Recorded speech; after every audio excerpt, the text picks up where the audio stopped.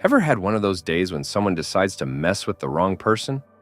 Well, I can tell you, this wasn't just a bad day. This was an all-out war. A battle of wills that started when a woman named Karen decided to try and take control of my family's farm.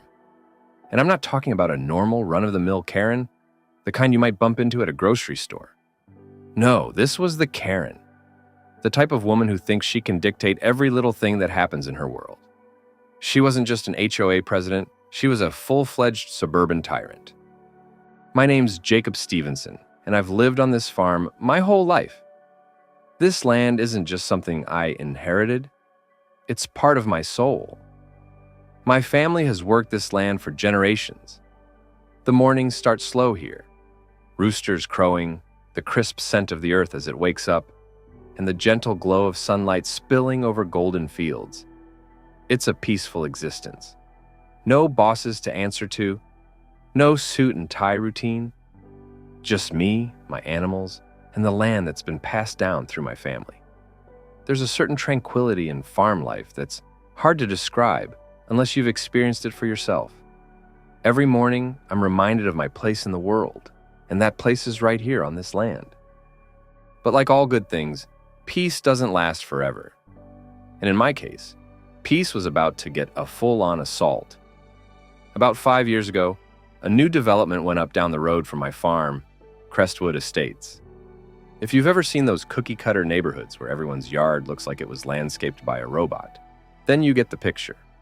Perfectly manicured lawns, homes that all look like they belong in some cookie-cutter catalog, and the kind of rules that make you wonder if you're living in a real neighborhood or in some kind of social experiment. It wasn't my cup of tea, but I didn't think much of it.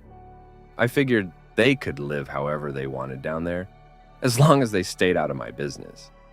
But there was one person who couldn't stay out of my business, Karen Whitmore, the president of the Crestwood Estates HOA. Now, I'm sure you've met someone like her.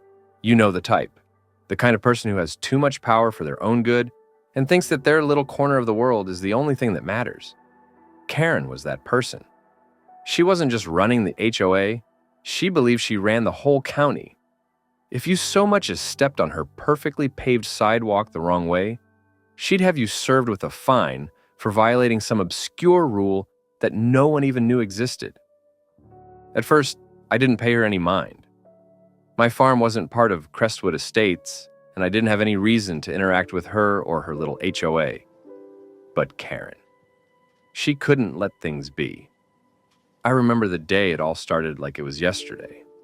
One morning, I was sitting on the porch, enjoying my coffee. It was still early, and the air was cool. The rooster was crowing in the distance.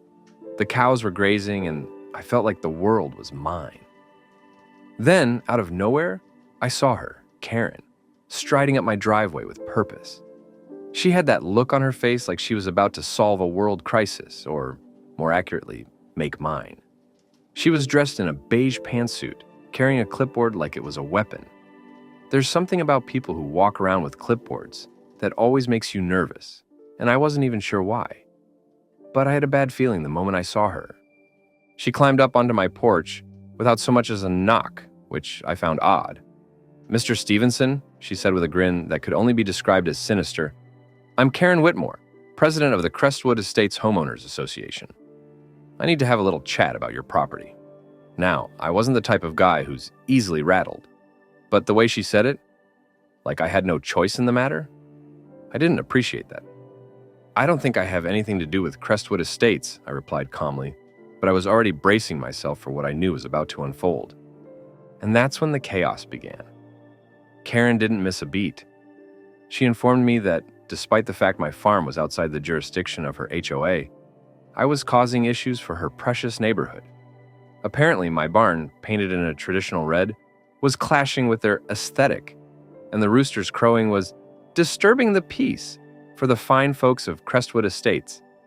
She had the audacity to tell me that I needed to repaint my barn a neutral color and do something about my rooster so he wouldn't crow before sunrise. I'm not kidding. This was actually happening. "Wait, hold on," I said, half laughing in disbelief. "You want me to convince a rooster to stop crowing before the sun comes up?" Karen didn't even flinch.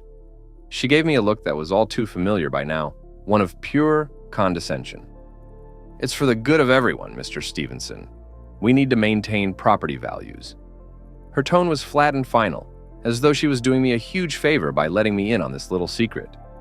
She acted as if her rules were the law of the land, and my farm's existence was a blight on her idealistic vision of what life should be. But I wasn't going to let this woman walk all over me. "This is my farm," I said firmly. "I don't answer to your HOA, and I'm not repainting my barn, nor am I going to tell my rooster what time he's allowed to wake up." But Karen wasn't done. Oh no, that was just the beginning. After that conversation, things escalated quickly. Official letters began showing up at my door, each one more ridiculous than the last. The Crestwood Estates HOA demanded that I comply with neighborhood standards. But the kicker? I wasn't even part of their HOA. My farm wasn't in their jurisdiction, and yet they were acting as though it was their job to tell me how to live my life. I didn't let it go easily. In fact, I was furious. I'd been living here my whole life. This farm was my family's legacy, and no Karen from a suburban neighborhood was going to dictate how I ran things. But Karen didn't stop there. No, she took it further. Complaints were filed with the county. They accused me of violating all kinds of codes, most of which didn't even exist. One day, the health department showed up, claiming they had reports of unsanitary conditions. When the inspector, Roger, arrived and saw my farm was in perfect order, he was completely dumbfounded. "I don't know who you pissed off," Roger said, "but they've got us running in circles for nothing." It wasn't just annoying anymore, it was exhausting. Every day, I was fighting some new battle. An inspector showing up here, a phone call there. It felt like the whole world was conspiring against me. But the real turning point came one afternoon when I caught Karen in the act. I was out working on my fence when I saw workers on my land. They were building a fence right next to my property line, without my permission. Karen had decided that it was a good idea to expand the boundaries of Crestwood Estates right into my space. I walked over trying to keep my cool, but my blood was boiling. "You got a permit for this?" I asked the workers, crossing my arms. One of them hesitated. The HOA said they had all the permissions," he mumbled, looking like he was ready to bolt. "Well, they don't," I said firmly. "Pack up and leave. I'm giving you 5 minutes before I call the sheriff for trespassing." And just like that, they packed up and left, tails between their legs. That was the final straw. I wasn't going to let her push me around anymore. I dug up the official surveyor's map of my land, made copies, and sent a formal cease and desist letter to the HOA. I told them that if anyone stepped foot on my land again, I'd press charges for trespassing. Karen didn't take kindly to that. She came back pretending like nothing had happened, but I had the proof in hand.